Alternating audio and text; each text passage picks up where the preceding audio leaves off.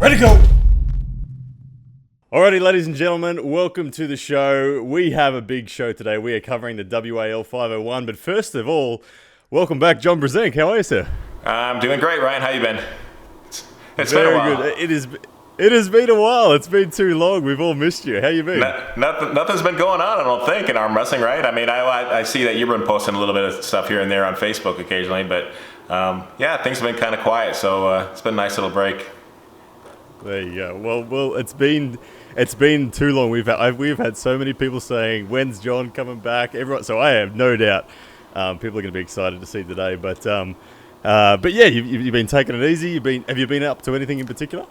I haven't been doing anything, and I haven't really been following arm wrestling. Like I told you a little earlier, I was like, man, I don't even know if I can comment on any of the matches coming up. I've been so removed from the sport, and yeah, we'll see. I don't know. It's nice to see that WAL is coming back with some of their matchups again. So hopefully they'll get the juices going.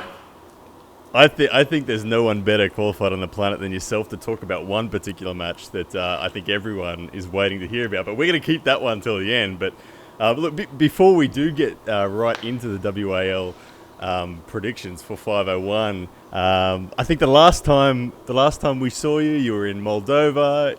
You did really well. How did you pull up after that?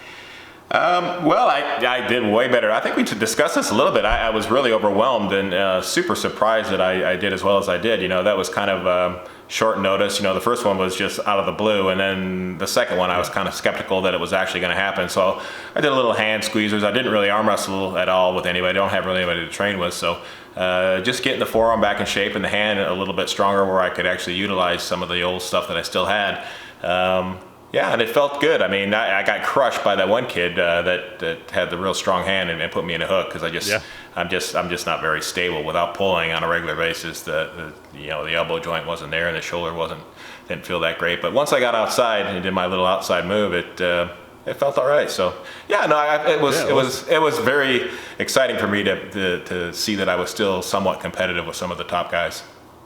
Yeah, it looked like you were enjoying it too. You had those few moments on the stage where I think, like you said, you even surprised yourself, and it looked like you were enjoying the moment.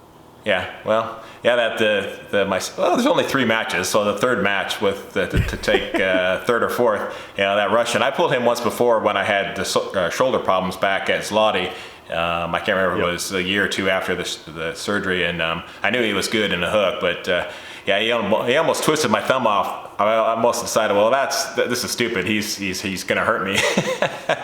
But yeah, somehow I came through with the strap, so it was fun.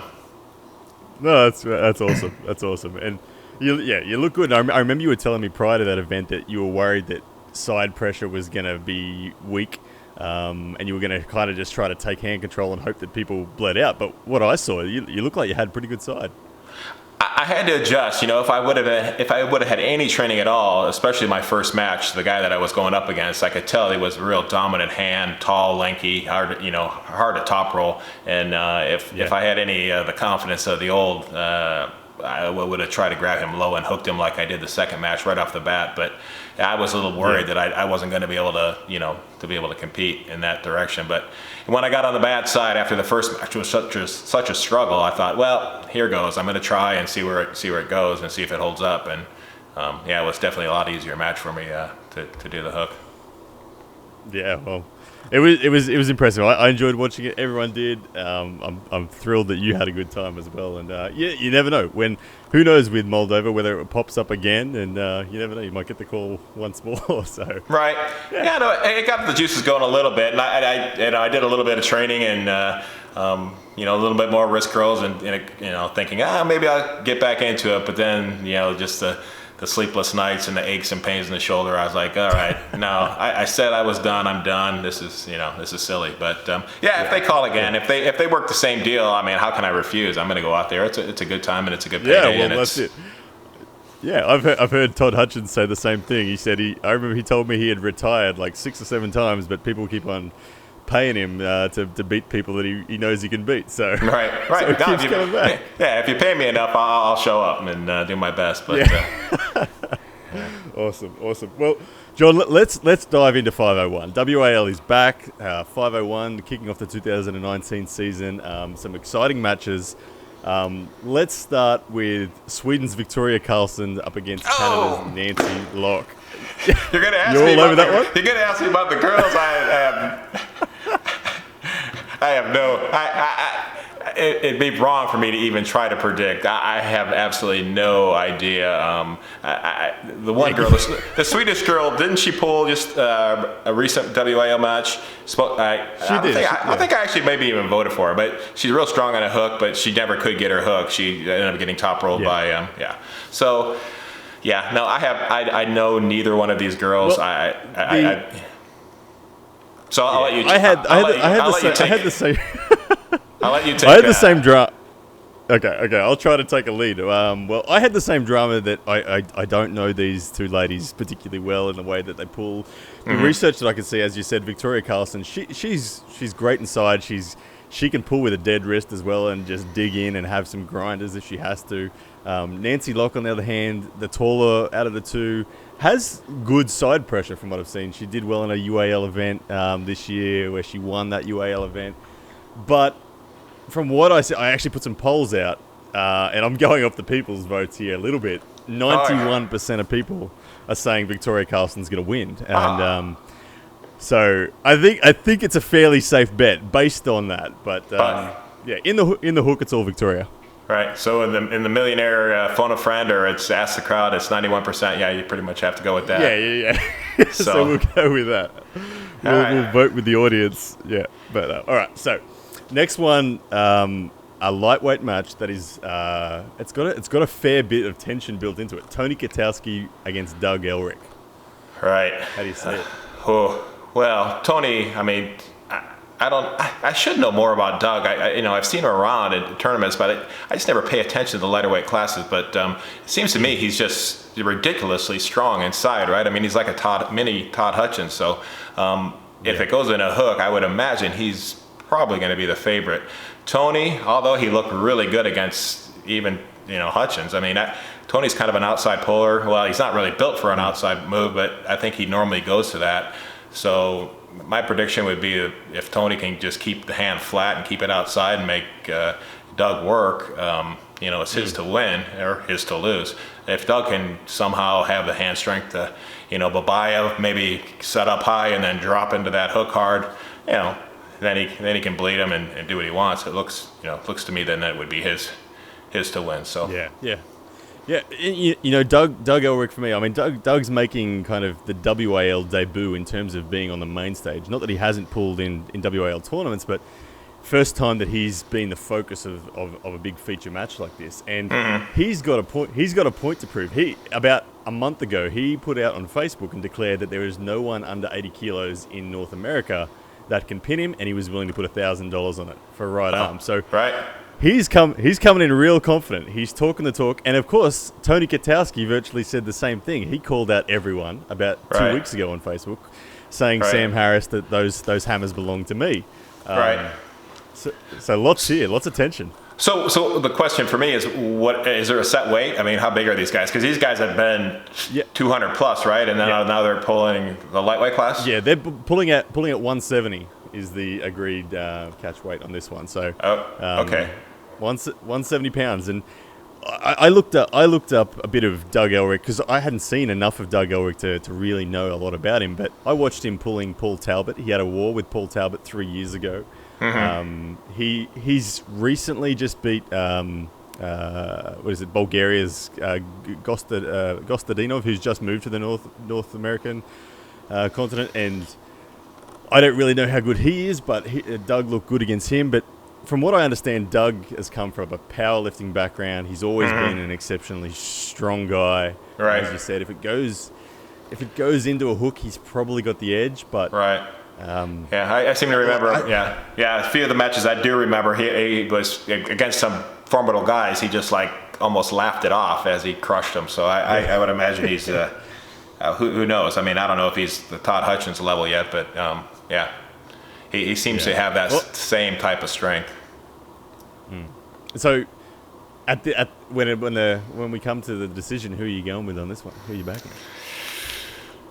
Oh, do I get odds? So Oh. I'm just gonna go. I'm gonna go with Tony just because I think he's got the back pressure and the top roll to make it that game. So yeah, I don't. Yeah, is it 5 rounds too? Yeah, 5 rounds. 5 rounds. Yeah. I don't know either one of these guys. If they're weightlifters, they probably got some endurance too, so it could be some good grinders. It'll be exciting for sure. Yeah. For me, I'm like, it's splitting hairs on this one. For me, I'm gonna go Tony. Just from the big stage experience, I'm gonna go Tony.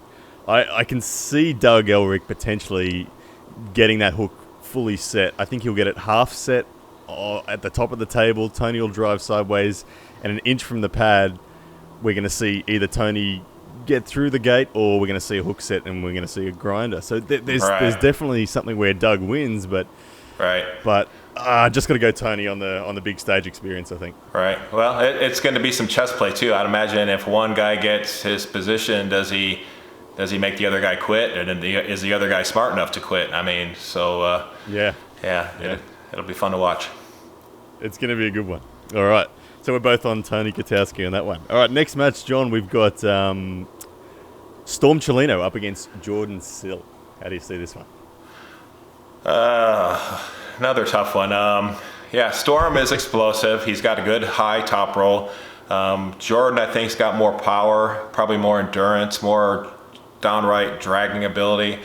The problem I see with Jordan is sometimes he gets lazy with his top roll, and he just kind of likes to sweep to the side, so he gives up that hand position. He doesn't have really a lot of strength to keep his arm posted up to protect that hand, and Storm might be able to pop that hand, or at least get position on his hand, because Jordan relies so heavily on his side pressure strength and his ability of his hand to be able to go sideways. So if Jordan can somehow get that cup and hand control and wrist control without getting his hand flattened out, I think it's Jordan's to win. But Storm, definitely has good chances. Yeah, I see the match going the same way, absolutely. Jordan Sill, I think, has more horsepower in the engine room if we're in a hook, for sure. Storm's got to control that hand and wrist. Can he do it? I'm leaning towards Jordan Sill on this one, but it's tough, like you said. For me, over 5 rounds, I always tend to favour the person who's got the slightly better hand, which would, for me, go with Storm. But I feel like rounds 1 and 2, Storm's not going to get enough into the match to bleed Jordan's hand by round 3, 4, and 5. So I'm with Jordan on this one. Right. Well, I'm going to have to agree. Plus, he's an old training partner, so I know kind of where he comes from. It'll be tough. Jordan's kind of hot and cold. It's when he's able to lock down that hand. He's hard to beat. I mean, he's got good endurance. So it'll all come down to the first match, I think, for those two. Yeah, absolutely. Alrighty, so it seems like we are in agreement on all 3 so far, which is rare. I don't think we've ever had a clean sweep the same, so let's see if we keep on going. But next match, another big one, RVJ against Craig Touye. How do you see it? Well, I'm on the RVJ train. I think he's, it's his time, and he's too big, too strong, too many tools. He's strong inside, he's strong outside. He's got an incredibly large hand for anybody to get around or deal with. Craig is very explosive. His chance to win is going to be just a hard hit. So maybe he can do some misdirection, maybe try to act like he's going to top roll and then hook real hard. But I think RVJ, even if he gets flash pinned the first match, second match, he'll figure out a way to slow it down. And once it stops, I think it's RVJ's to win. Is that another five match? Yeah. Well, I think these are all 5 match rounds. I'm with you. RVJ is looking like he's in phenomenal shape. He looks physically impressive right now, and I don't know. You don't see a lot of RVJ on social media, but the little bits you do, it feels like he's really motivated at the moment. And I think that I think RVJ is kind of saddened that Todd Hutchins disappeared, and I know that RVJ is happy that he won the Hammers last year, and he kind of has always been chasing Todd, and I know it wasn't Todd's choice to disappear from that. WAL kind of forced his hand, but I feel like RVJ wants to be genuinely recognised as the man at that weight, and I think he's gonna make Craig Touye an example, or that's what he wants to do anyway. So yeah, it's hard to see him being stopped. And then he deserves a shot against Todd Hutchins. So we'll see how Todd does against some of the big boys. But yeah, he's obviously doing well against all the heavyweights. Yeah. So, but eventually he's going to have to come down, right? I mean, Todd's only so big. I mean, it's the one chance I do see with Craig Touye is the explosive start. Like, I mean, Craig can hit into a hook very fast. He gets away with some elbow fouls. He's that fast that sometimes he gets away with a few. If he gets away with a few, there are circumstances I can see where he gets RVJ outside of his shoulder in that first quarter of a second, and RVJ could be in trouble. But I think, as you said, if the elbows are staying on the pad and RVJ feels the groove, I think it's all over. So. Yeah. Right. No, I agree 100%. I think that I can also see Craig actually busting, off the go RVJ within an inch of the pad. But I think RVJ is big enough to come across and stop it and then dig it out. And then after that, if he does that, it's going to be over. Yeah. So maybe Craig can. I've seen Craig top roll. He's got a good top roll, but. Even with the best top roll in the world, unless you're, the knuckles high in the strap, it's really hard to get around that massive hand that RVJ has. So RVJ, I don't know how he's that big. He looks enormous for someone at that weight. So yeah. All right, we are 4 out of 4 in agreement, and here's the final match, the one that I think everyone's waiting to hear your opinion on. Myself included, very excited. This match here is the match that I've been wishing WAL would put on. I am so excited about this, and I know you wanted to see it too. Yeah, you and me both. I think we talked about it quite a bit last year, didn't we? I mean, for me, it was really the only match that I wanted to see. The Devin and Michael Todd and the Cataracts were a nice little close matchups. But I really wanted to see how well Devin could do against someone like Todd Hutchins, because I think. Both of their strengths are somewhat the same. Yep. And I know Devin has that ability to probably post and maybe drive Todd's hand out of position. But, Devin's kind of a slow starter. Devin's never really been super explosive to take people out of position.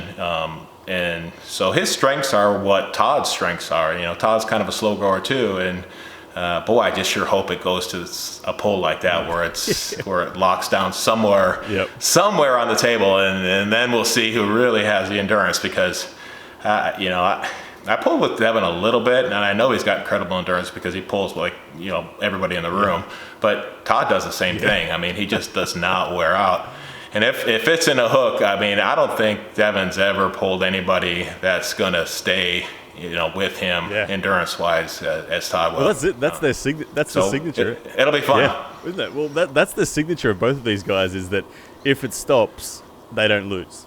Both of these guys have that quality, and that's why it's so amazing. And I just don't know who's going to do it better. But first question, John, do you think this match will go into a hook?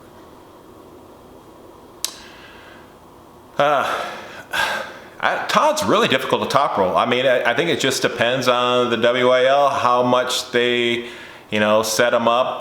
If they set him up index equal, if they let Devin get really super high, and he does his, it just depends on the setup. I mean, I think Todd can maintain his hand and wrist, and there's a good possibility, even if he's flat-handed, he still is really difficult to top roll completely. But I would hope that at some point in the 5 rounds, Devin would, test this, this theory of mine, this theory of everybody's that Todd might have better endurance than he does. So, it's a personal challenge, out to Devin to, if he wins the first or 2 or 3, or, let's have some fun and see what you can do with him wrist to wrist. Go on.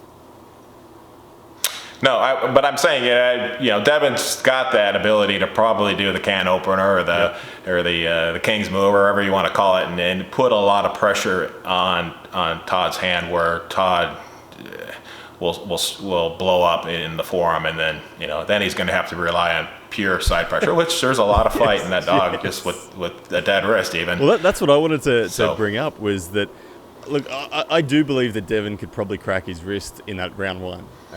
But I don't think that Devin can finish, even if he does. Like, I think Todd will jam, and the side pressure, he's not going to lie down. And I can see, like if Devin's cracking his wrist, it's with his body dropping into, like you said, a can opener, a King's move, something like that. He's going to be leaving his arm behind, and Todd's gonna just jam up and stop him, and we're gonna see Devin Larratt's biceps start to gas. And does Todd Hutchins have a flop press that he could finish Devin Larratt with if Devin's in a King's move? No, I've never seen Todd do like a Jerry Cataract flop wrist tricep press. He'll still try to maintain that side pressure in his hand high, even though his wrist is broke back. So he's still applying some back pressure along with that side pressure. So I don't see him coming straight down on Devin's arm like Jerry Cataract did. So it's almost Todd's going to almost have to pull like not a King's move, but it's going to be the same type of pressure that Michael Todd puts on Devin with that back pressure without doing the King's move. I can see Todd flop pressing for the first time in competitive history, like, because of utter exhaustion. I can honestly see that Devin will have the ability to defend almost eternally with a King's move if needed. But I feel like Devin doesn't have the ability to finish Todd. Even if Devin takes 1,000 regrips whilst he's in that King's move, I still think that he'll never be able to get behind his shoulder again to finish Todd, because of Todd's just unrelenting side pressure in the defensive position. And what happens then? Right. Well, I pull with Todd a lot in practice, and I've never ever seen him, like I said, go into a flop shoulder roll press type move. He's still going to be pulling outside and hard to the side, outside side pressure. Okay, all right. But that's only scenario one. The best thing, the best thing would be somehow, that Todd's able to stop it.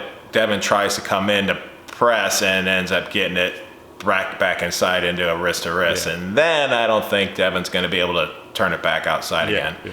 But, that's my dream. That's my dream match. So I don't want to yet ask you the question. I want to talk a little bit more about where it could go before I find out who you actually think is going to win. But so in the hook on hook, Devin is kind of a back pressure rotation based hooker. Todd Hutchins, just a driving hooker, side pressure. Is Devin going to be able to coil and even stop a hook? Like, if it just goes hook on hook, is Todd Hutchins too strong on the side pressure? Will he get through the gate? No, I don't think anybody's got the quick pinning ability. I don't think anybody's going to get flash pin. I think this is going to go all the way to the point where numbness sets in. And I don't think either one of them are strong enough to pin the other quickly, if that's what you're asking. Yeah, no, I don't see that happening. I see it. I see Devin possibly winning fairly quick with under a minute's time if he just maintains the leverage advantage by really putting Todd in an awkward position by top rolling. Yep. And I don't think he's going to be able to top roll that easily. It's just going to be something that he can actually position Todd in just a miserable position and just have to wait it out. Yeah. And, if Todd's pulling at 80% and he's resting at 20 because he's got the position, then it's going to be a tough day for Todd. Well, it is, like you said, it is the dream match. I think so many people are interested. I put a poll out last night because I wanted to have that for this show, and I can tell you that Devin Larratt is trending at 63% from nearly five. Well, he's got like 10 million followers, right? I mean, he's got a big fan base. That's true. I mean, of course he's going to have the fans voting for him. Yeah. But it'd be horrible for Devin, he'd have to retire if Todd beat him, right? Yeah, well 20, 30 he's pounds. talking about chasing Denis Saplenkov, so if he loses to Todd... Yeah, no, he has to get through this match first. Yeah. This is interesting for Devin. Devin's never going to have someone his equal as far as endurance goes. And, I mean, we've talked in the past. I think the problems for Devin are the fast starters, the Travises, the Arsen Lalevs, the guys that hit really fast that could possibly, not let Devin use his endurance. But Todd's not going to be that guy. Todd's going to be right there with him, stride for stride, after the mile. Yeah. So... it'll be a good one. Yeah, it could be the best match in arm wrestling history. Like it could be for me. I think it's got so much potential, and the likelihood of it happening is right on the money. So, the big question, John, who is your money on for this match? Well, to be really honest, I mean, I'm hoping that Hutchins will pull it out, but I wouldn't. I couldn't really bet against Devin. I would not really honestly bet money against Devin. Yep. I mean, he's got to be the favorite. But my heart is with Todd. Of course, I'd like to see him pull out the upset. Yeah. Well, there you go. I agree with you. Devin Larratt for me. Although I have a terrible history of predictions with Devin Larratt. I don't think I've ever got one right. So right now, Devin Larratt, this could be the curse. I am predicting Devin Larratt to win as well. Yeah. For all the same reasons that we just mentioned, I think he's got it. But yeah. So Devin, I've just sealed your fate probably. But so is this just open class? I mean, I know Devin's been a super heavyweight now for a while. Yeah. So is he going to be 260, 270? We're going to see a Devin. Yeah, I haven't heard. Dennis Saplenkov version of Devin, if that's the case. I don't think so. One thing that's going against Devin is. He has got a massive tour. He is about to come to Australia. He is going to be working so hard in Australia. He's visiting almost every capital city. After Australia, he then goes to Malaysia for the 101 tournament, the top 8.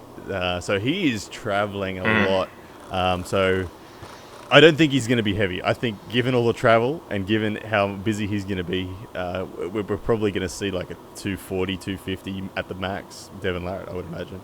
All right. Yeah. Well, that's still big. That's going to be 30, probably 40 pounds heavier than Todd will come in at. Yeah. But yeah, it'll be fun. Yeah. I can't wait. April, right? April 15th, 19th, 18th, something April like that. 18th at Pittsburgh. So 18th. And I'm going to be there. I am so excited. Okay. I'm going to literally be there in the room. So BR Live still? Are we still doing BR Live? Yeah, we're doing. Or they are? I'm pretty sure BR Live. BR Live. That'll be where it's at. Yeah. But yeah, I'm going to be there in the room. That works out really well. I'm super excited to be there because I'm of course going to be in Canada for the bottom 8 thing. How's that training going? Oh, it's good. It's good. I mean, for the first time, I'm starting to train my left arm because I've got a $500 match with Chris Golby on the left, and my right's in the best form it's ever been. So I can't see myself losing to Chris on right. I think he's just too small a human. It's just not going to happen. But yeah, I'm excited about bottom 8. It should be good. But you guys are having a $500 bet left-handed also. Well, we've got $500 on the left. We got $1,000 on the right match in that first match straight up. Then there's another $1,000 on the overall tournament with another $1,000 worth of gold being given away. There's some really cool prizes and. Yeah, I reckon. I'm planning on taking the lot, so. And forgive me, but what's the date on that? That one is April 27th, so just a week and a bit after. Okay, so it's and that's going to be somewhere up in Canada, Kingston, Ontario, I think it is. So, okay. So that's going to be cool. I'm gonna be hanging with Devin Larratt to stay at his place and travel down for that tournament, so it's going to be something special in that regard as well. But yeah, there we go. Cool. All right, John. Well, thank you so much for your input today, and welcome back to the show as well. It's been a good break, but everyone, I have no doubt, was really thrilled to see you today. So thank you.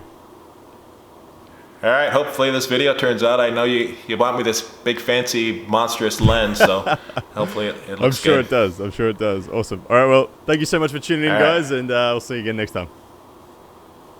All right. Thanks. See you, Ryan. Thanks, John.